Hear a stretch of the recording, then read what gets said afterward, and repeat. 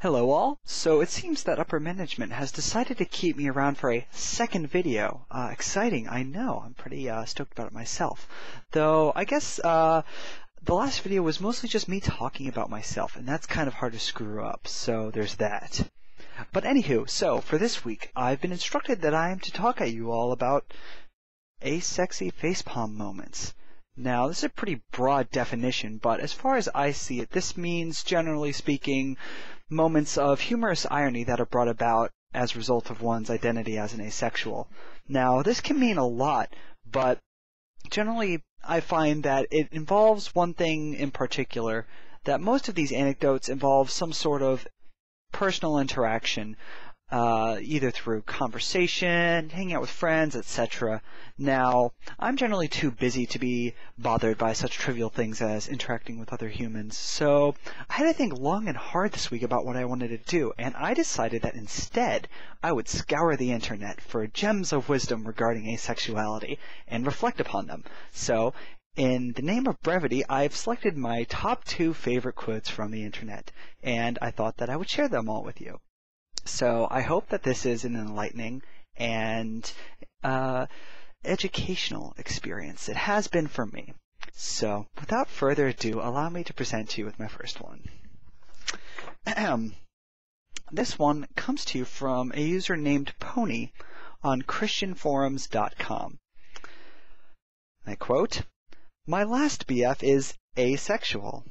Really bothered me because he'd often blame me for his insecurities about sex. Point being, stay away from asexual people if you plan to have a marriage with sex." How enlightening! Thank you, Pony. See, naive little me, I was coming onto the internet and I was thinking, oh man, you know what I want to do? I want to marry an asexual person. I bet the sex is fantastic. I bet they're great in the sack. So now you've righted my wrong. You've shown me the light. So thank you. I'm sure you've prevented a lot of frustration down the line for the rest of us. So thank you very much for your contribution.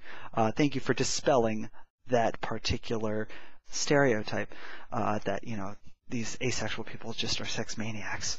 So, anywho, on to my second, and this quote is a doozy. I'm a big fan. So, this comes to you from Dan Savage, a sex advice columnist for WashingtonCityPaper.com. A little bit of context.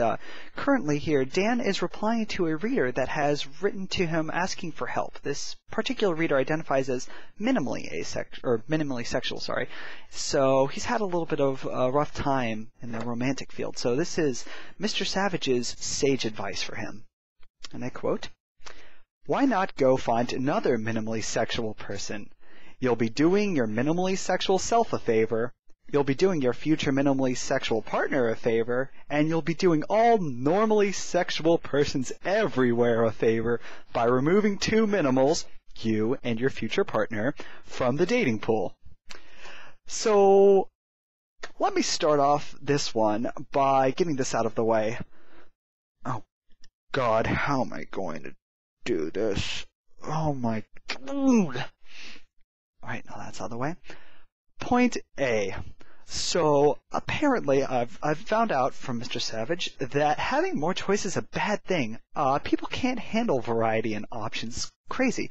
So, I guess having, a wider variety of people to choose from in the dating pool is just a bad thing. Crazy me. So thank you for limiting our choices and making it easier on the rest of us.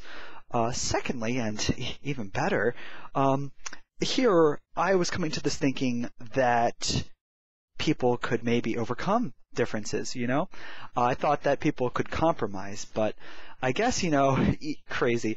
If I were to find somebody that I bonded with in a profound way, spiritually, emotionally, romantically, as my best friend, if we had incompatible sex drives, it just completely invalidates the rest. So here I thought that, people could just come to an agreement and, look into more deep relationships. So, thank you. I'm really dodging a bullet now. So thank you to Mr. Savage.